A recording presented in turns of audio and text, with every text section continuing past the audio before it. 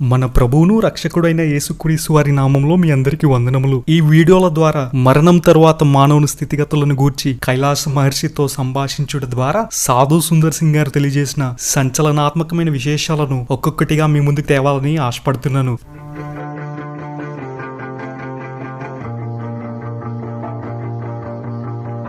పంజాబ్ దేశంకు చెందిన సాధు సుందర్ సింగ్ గారు క్రైస్తవ మతం చొరబడిన దేశంలో టిబెట్, నేపాల్, గర్వాల్ చోట్లకు సువార్త ప్రకటించి వచ్చారు. ఆయన 1912వ సంవత్సరంలో ఆ ప్రాంతంలో యందు సువార్త ప్రకటించుండగా మంచుతో నిండిన కైలాసం గుండా వెళ్లవలసి వచ్చింది. అక్కడ సాధు సుందర్ సింగ్ గారు కొన్ని గుహలను చూశారు. వాటిలో ఒకదాని యందు దీర్ఘకాల తపస్సు చేశారు. అక్కడ ప్రాణం విడిచిన ఒక సాధు గారి అస్థిపంజరం చూచి అక్కడ హైందవ సాధువులు ఎవరైనా ఉంటారేమోనని వెతకడం ప్రారంభించారు. అయితే హఠాత్తుగా ఒక బండ మీద రాతి శిలువ నాటబడ్డం చూసి చాలా ఆశ్చర్యం పొందారు. హైందవ ఋషులు జీవించి ఈ కైలాస ప్రాంతంలో క్రైస్తవ శిలువ కనిపించడంతో చాలా విస్మయం చెందారు. అక్కడ రహస్య క్రైస్తవులు ఎవరైనా ఉంటారేమోనని తలంచి ఇంకా వెతకడం ప్రారంభించారు. చాలా సేపు వెతికిన తర్వాత ఎవరు కనిపించకపోయేసరికి సుందర్ సింగ్ గారు అలసట చెందిన వారే ఒక చోట కూర్చున్నారు. అయితే ఎక్కువగా వెతకడం వలన సుందర్ సింగ్ గారు స్పృహ తప్పిపోయి కిందకి పడిపోయారు. కొంచెం సేపు అయిన తర్వాత సుందర్ గారు కళ్ళు తెరిచి చూసినప్పుడు తన ఎదుట ఒక పెద్ద గుహ, దాని ద్వారం యొద్ద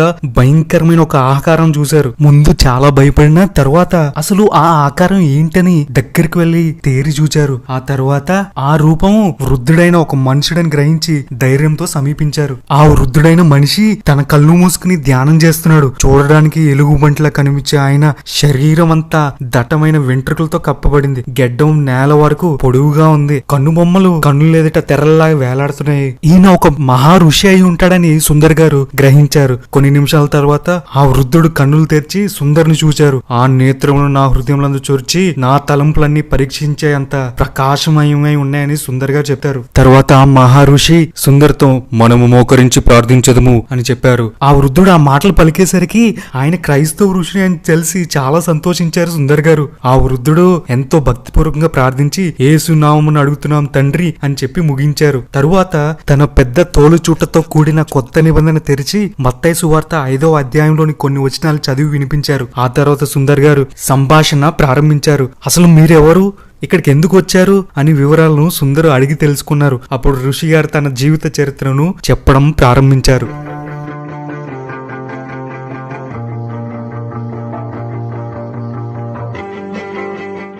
ఈ ఋషి గారు ఐగుప్తు దేశంలోని అలెగ్జాండ్రియా అనే పట్టణమందు ఒక నిష్ఠ కలిగిన మహమ్మదీయ కుటుంబంలో జన్మించారు. అయితే చిన్నప్పటి నుంచి చాలా భక్తి, ఖురాన్ చదవడం ఇవన్నీ చేసినా తన ఆత్మకి శాంతి మాత్రం దొరకలేదు.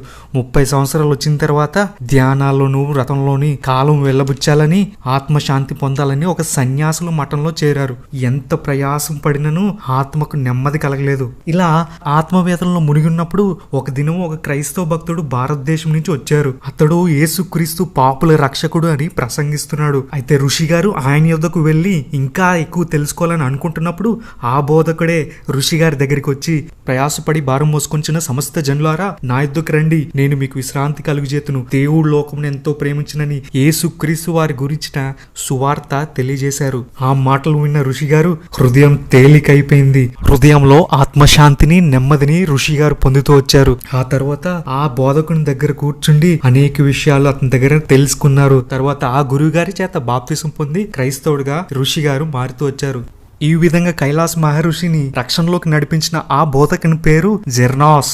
ఈ జెర్నాస్ గారు ప్రపంచ ప్రఖ్యాతిగాంచిన ఫ్రాన్సిస్ జేవియర్ అనువారి తోబుట్టి కుమారుడు. ఈ జెర్నాస్ లోకమంతటి తిరిగి సువార్త చేసేవాడు. అందులో భాగంగానే మొఘల్ చక్రవర్తి అయిన అక్బర్ కాలమందు భారతదేశానికి కూడా వచ్చి ప్రసిద్ధిగాంచిన మత నాయకులను, అధ్యక్షులను అనేక మంది క్రీస్తులోనికి నడిపించారు. ఈయన దగ్గర కైలాష్ మహర్షి గారు మత బోధ ఎలా చేయాలి, హెచ్చరికలు ఎలా చెప్పాలి అని ఈయన వెంట తిరుగుతూ నేర్చుకునేవారు. ఈ జెర్నాస్ దగ్గర తోలు చుట్టయగు క్రొత్త నిబంధన ఒకటి ఉండేది. ఇది కాన్స్టాంటైన్ చక్రవర్తి కాలమందు చేతులతో రాయబడిన పత్రులలో ఒకటి.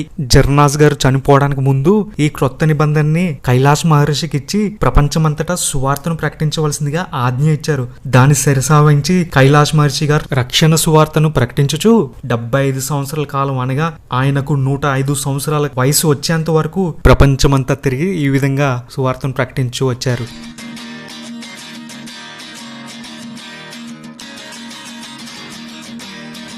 కైలాష్ మహర్షి గారు ప్రపంచమంతటా తిరిగి సేవ చేయడం వల్ల ఈయనకు 21 భాషలు తెలుసు. వాటిలో మన దేశ భాష అయిన హిందుస్థాన్ కూడా ఒకటి. 105 సంవత్సరాల తర్వాత ఇంకా సువార్త చేసే బలం లేక శేష జీవితాన్ని దేవునితో కూడా ధ్యానంలో గడపడానికి నిశ్చయించుకున్నారు. దానికోసం తగిన ప్రాంతంగా కైలాస పర్వతాలను ఎన్నుకున్నారు. అక్కడ ఉండే పలు రకములైన మూలికలు పండ్లు తిని రోగ నిరోధ శక్తి పెంచుకునేవారు. అక్కడ రాత్రింబగలు మంచు కురిసే కారణాన వేడిని కలిగించు మూలికలు తింటూ ఆరోగ్యాన్ని కాపాడుకునేవారు. ఈ కైలాష్ మహర్షి గారికి అడవి జంతువులు అంటే భయం ఉండేది కాదు. చాలా చలిగా ఉన్నప్పుడు ఎలుగుబంట్లు కైలాష్ మహర్షి గారి గుహలోనికి వచ్చేవి. అప్పుడు ఒకరినొకరు కౌగిలించుకుంటే ద్వారా వేడిని కలుగు చేసుకునేవారు. కొన్ని దినాలకి ఈ దేహాన్ని విడిచి దేవుని దగ్గర చేరాలని ఆశ మహర్షి గారి హృదయంలో పుట్టింది. అందుచేత ఎక్కువ సమయం మోకాళ్ళ మీద ఉండి దేవునికి ప్రార్థన చేసేవారు. ఇలాగూ ప్రార్థన చేయుచుండగా ఒక రోజు హఠాత్తుగా ఆ గుహందు ఒక స్వరం వినబడింది. ఎన్నో ఆకాశ పక్షులు టపి టపి టపిమని రెక్కలు కొట్టుకుని ఇటు అటు ఎగురు శబ్దంలాగా ఆయనకు వినబడింది. ఆ శబ్దం ఏంటో తెలుసుకోవాలని చాలా సార్లు గుహ చుట్టూ తిరిగారు, కానీ ఏం తెలియలేదు. కాబట్టి ఇంకా నిట్టూర్పు విడుచు ఆ శబ్దం యొక్క రహస్యం ఏంటో బయలుపరచమని దేవుని వైపు చూచి ప్రార్థించారు. ఆ ప్రార్థన చేసిన తర్వాత ఎవరో ఒకరు తన చేతులతో ఆయన్ను ముట్టుకున్నట్లు ఆయనకు అనిపించింది. వెంటనే మహర్షి గారి కళ్ళు తెరవబడ్డాయి. ప్రకాశమయమైన దేవదూతలతో ఆ గుహ నిండిపోయింది. యేసుక్రీస్తు రాజుగా వెంబడించిన గొప్ప సైన్యము ఆకాశం నుండి దిగివచ్చుట మహర్షి గారికి కనిపించింది. మహిమ గల రాజు సమీపంగా వచ్చుట చూచి సాగిలిపడి నమస్కరించారు మహర్షి గారు. మహర్షి గారిని చూచిన ప్రభువు ఆయన చేతులు పట్టుకుని లేవనెత్తి, బలా నమ్మకమైన మంచి దాసుడా, ఇప్పుడు నీకు స్థిరమైన జీవితము ఇయ్యబడను, ఇంకా నువ్వు ఎప్పుడు మరణించవు అని చెప్పారు. నేను అధిక మహిమతో ఈ లోకానికి త్వరగా వస్తున్నాను. అంతవరకు నీవు నీ దేహాన్ని పూర్తిగా విడిచి వెళ్ళలేవు. అపవాదితోనూ అతని అనుచరులతోనూ తీవ్రంగా యుద్ధం చేయుటకు, నా నిజ సేవకుల నిమిత్తమే ప్రార్థన చేయుటకు, విజ్ఞాపనం చేయుటకు నీకు పని అప్పగించినాను అని చెప్పారు. అంత మాత్రమే కాకుండా పాపం నుంచి శుద్ధీకరించబడిన ఒక నూతన హృదయం మహర్షి గారికి ఇచ్చి ఆకాశ సైన్యంతో కలిసి ప్రభువు తిరిగి పరలోకమునకు వెళ్లారు. ఆ తర్వాత కొన్ని పరిశుద్ధ ఆత్మలు మహర్షి గారి దగ్గరకు వచ్చి దేవుడు అనుగ్రహించిన ఆ వరాన్ని గురించి చాలా అభినందించారు. అప్పటి నుంచి కొంతమంది పరిశుద్ధులు మహర్షి గారితో కలిసి ఈ విధంగా పరిచర్య చేసేవారు.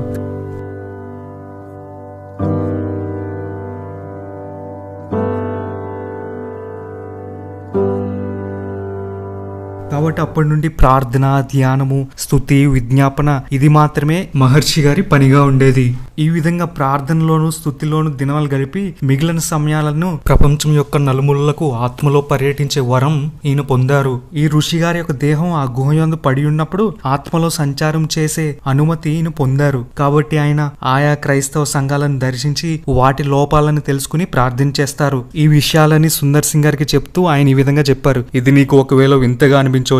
నేను నన్ను గూర్చి గొప్పగా చెప్పుకోవట్లేదు గాని అపోస్తలుడైన పౌలు కొలసీలకు రాసిన పత్రికలో ఈ విధంగా చెప్పారు. నేను శరీర విషయంలో దూరంగా ఉన్నాను, ఆత్మ విషయంలో మీతో కూడా ఉండి మీ యోగ్యమైన ప్రవర్తనను క్రీస్తునందలి మీ స్థిర విశ్వాసంను చూచి ఆనందించున్నాను అనే వాక్యాన్ని సుందర్ సింగ్ గారికి చెప్పారు.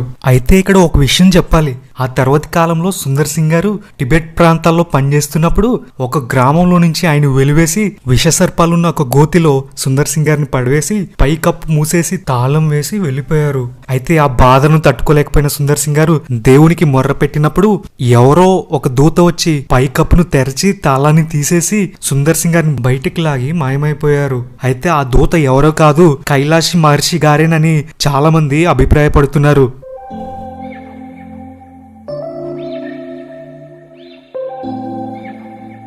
ఇలా ఋషి గారితో సుందర్ సంభాషణ జరుగుతుండగా సుందర్ గారికి ఋషి గారి పేరేంటో తెలుసుకోవాలని ఆసక్తి కలిగింది.